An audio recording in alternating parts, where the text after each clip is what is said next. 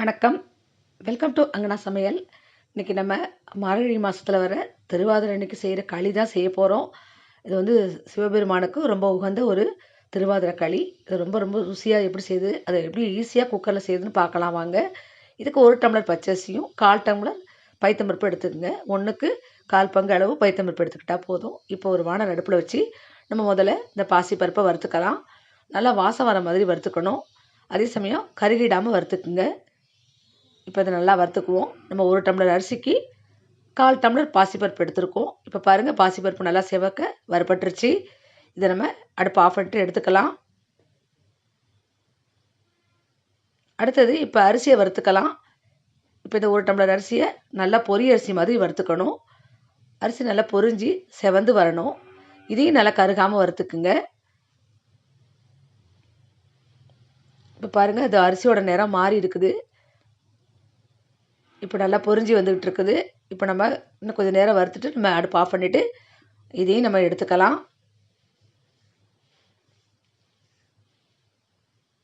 இப்போ அரிசி பருப்பு ரெண்டுமே வறுத்தாச்சு. இதை நம்ம ஒரு பிளேட்டில் கொட்டி கொஞ்சம் நேரம் ஆற வச்சு நல்லா கொஞ்சம் நைஸாக ரவை மாதிரி அரைச்சி எடுத்துகிட்டு வந்துடணும். ரொம்ப இந்த மாதிரி எடுத்துக்கங்க. ரொம்ப ரவை மாதிரி இல்லாமல் ரொம்ப மாவாகவும் இல்லாமல் இந்த மாதிரி நம்ம பிடிச்சி எடுத்துக்கலாம். இப்போ நம்ம அடுப்பில் வானலை திரும்ப வச்சு 1 அல்லது 1½ ஸ்பூன் நெய் விட்டு 1 கப் அளவுக்கு தேங்காய் துருவலை சேர்த்துக்கிறேன். அதாவது ஒரு சின்ன மூடி அளவுக்கு தேங்காய் நல்லா துருவி அதையும் இந்த மாதிரி நெய்யிலே வறுத்துக்கலாம். நெய்யில் வறுத்துட்டு இந்த களியில் சேர்த்து செய்யும்போது களி ரொம்பவே வாசமாகவும் ரொம்ப சுவையாகவும் இருக்கும். இப்போ இதை லேசாக வறுத்து எடுத்து வச்சு இப்போ நம்ம ஒரு பாத்திரத்தை அடுப்பில் வச்சுக்கலாம். இப்போ இந்த வெல்லத்தை நம்ம தண்ணி சேர்த்து கரைச்சி எடுத்துக்கணும். நான் வந்து 1 டம்ளர் அரிசி எடுத்துருக்கிறேன். அதே டம்ளரால் 2 டம்ளர் அளவுக்கு வெல்லத்தை துருவி எடுத்துருக்கேன். 2 டம்ளர் வெல்லத்தை நல்லா டைட்டாக எடுத்து சேர்த்துக்குங்க. அப்போ தான் உங்களுக்கு இனிப்பு கரெக்டாக இருக்கும். இப்போ இந்த வெல்லத்து கூட 1 டம்ளர் தண்ணி சேர்த்துக்குங்க. நம்ம களிக்கு சேர்க்குற தண்ணியில் 1 டம்ளரை முதலவே இந்த வெல்லத்தோடு சேர்த்து கரைச்சி நம்ம வடிகட்ட போகிறோம். இப்போ இந்த 1 டம்ளர் தண்ணியோட இந்த வெல்லம் இதை கொதித்து கரையட்டும். இப்போ வெல்லம் நல்லா கரைஞ்சிருச்சு. இது அப்படியே நம்ம டைரெக்டாக குக்கரில் தான் செய்ய போகிறோம் இன்றைக்கி. நம்ம குக்கரில் சேர்த்துக்கலாம். இங்கே குக்கரில் செய்யும்போது ரொம்ப ஈஸியாக ஒட்டாமல் வரும். இது எப்படி செய்யுதுன்னு நம்ம பார்க்க போகிறோம். இப்போ நம்ம வெள்ளை தண்ணி சேர்த்தாச்சு. இது கூட இன்னும் மொத்தமாக நம்ம 4½ டம்ளர் தண்ணி சேர்க்கணும். முதல்ல 1 டம்ளர் வெல்லத்து கூட சேர்த்தாச்சு. இப்போ திரும்பவும் ஒரு 3½ டம்ளர் தண்ணி சேர்க்கணும். இப்போ நான் 3 டம்ளர் சேர்த்துருக்கேன். இந்த பாதி டம்ளர் இதையும் சேர்த்துக்கிறேன். மொத்தம் நம்ம 4½ டம்ளர் தண்ணி சேர்த்துக்குங்க. கரெக்டாக இருக்கும் உங்களுக்கு. இப்போ நல்லா கலந்து விட்டுக்குங்க. இப்போ நம்ம 1 டம்ளர் அரிசிக்கு 4½ டம்ளர் குக்கரில் வைக்கும்போது சேர்க்கணும். இப்போ இது கூடவே கொஞ்சமாக உப்பு சேர்த்துக்குங்க. இப்போ இந்த தண்ணி நல்லா கொதிக்குது பாருங்கள். இந்த நேரத்தில் நம்ம வறுத்து வச்சுருக்கிற தேங்காயிலேருந்து பாதியை சேர்த்துக்கணும். இப்போ நீங்கள் அடுப்பை ஆஃப் பண்ணிட்டு தான் எல்லாமே சேர்க்கணும். இப்போ நம்ம வறுத்து வச்சுருக்கிற தேங்காயில் பாதியை சேர்த்துக்கலாம், பாதி அப்புறமா சேர்த்துக்கலாம். இப்போ நல்லா கலந்து விட்டுக்குங்க.